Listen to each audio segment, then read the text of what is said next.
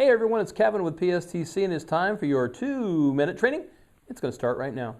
Now last week we started talking about emotional intelligence and I'm sure I confused a few people. Believe me, it's not an easy topic to wrap your head around. So this is kind of a part 2, and maybe once you see part 1 and then you take a look at part 2 right now, it's going to start to come together for you. And like I mentioned last week, I really think we're going to look at this topic as a potential topic for a full day class with PSTC. Often we don't let you know what the next class is going to be. We work on it, we hammer away at it, and then we introduce it. And along with all of our other classes of active shooter, customer service, CTO, whatever it might be, that's how we've introduced new classes. But I think this time I want you to know that we're going to do a class, because if any of you have input, we'd love to hear your input on well, how do you deal with it in this kind of situation? So let's talk about emotional intelligence. First of all, self-awareness, knowing what kind of emotions are going on in the room right now. Did somebody have a death in the family and that's affecting 3 or 4 people? Did somebody just get terminated or they're under some kind of investigation right now and that's affecting 3 or 4 people? Did you just find out that they're changing your health benefits and now that's going to affect your family? So the emotions that are going on in the room, and maybe somebody just had a really bad call where a child died or an elderly person died or somebody's in the ICU, and so that's affecting people. You could have 10 people in the room all putting off different types of emotions for different reasons. We talked a little bit about relationship building, that we have to start understanding through empathy, through compassion, and through just being emotionally available to people to say, hey, I know you're going through a tough time, and I've been through similar tough times. I've been where you are. Let's talk. You want to have lunch together today? You want to go out and grab a pizza later? You want to grab coffee together? Hey, we have breaks at the same time. Let's walk around the parking lot a couple of laps. I talk about empathy all day, every day, and empathy to me means putting yourself in their shoes. I'm not a mother, but I can understand a mother's struggle of raising a child. I'm not a 20-something-year-old, but I know it's harder to be a 20-something-year-old than when I was a 20-something-year-old. How you deal with social media and all the things that are circling us right now. So I can be empathetic to their problems and say, you know what? Let me see if I can help you out.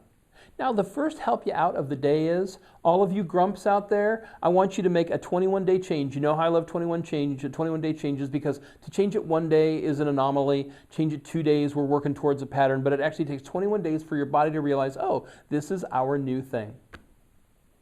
Smile once in a while. Don't just put your head down and take inventory of the carpet or think about your belly button or whatever it is when you're walking with your head down.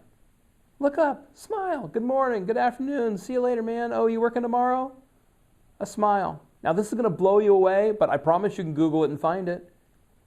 To the person that you're smiling to, that is the equivalent of the joy of 2,000 candy bars. 2,000! Now, you give me 2,000 candy bars, I'm going to smile pretty wide. But the reality is that the brain that's accepting the smile takes that as an endorphin rush. When someone gives you a sincere smile, a howdy, a how you doing, and there's that joy of the muscles of your mouth going up, there's a thing called nuclear matching. Your brain says, oh, they're smiling, I should be smiling. Why do we go to comedy clubs? Why do you watch the comedy shows on TV? Why do you get hooked on maybe one stand-up comedian? They make you smile, they make you laugh, they make you happy. It isn't a surprise at all, but holy smokes, it's real.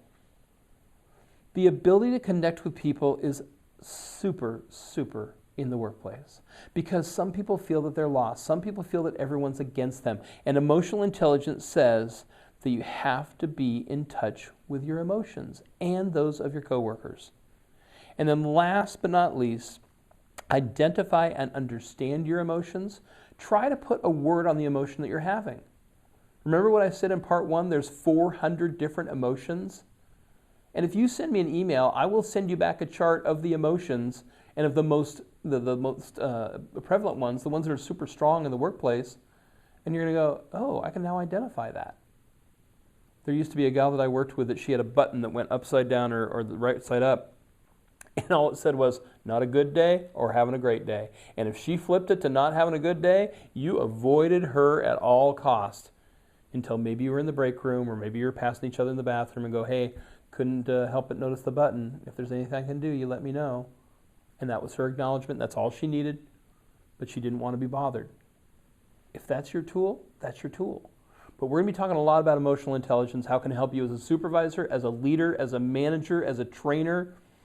I think we're onto something here, guys. But for right now, go save some lives. Have a great shift. Can't wait to talk to you next week.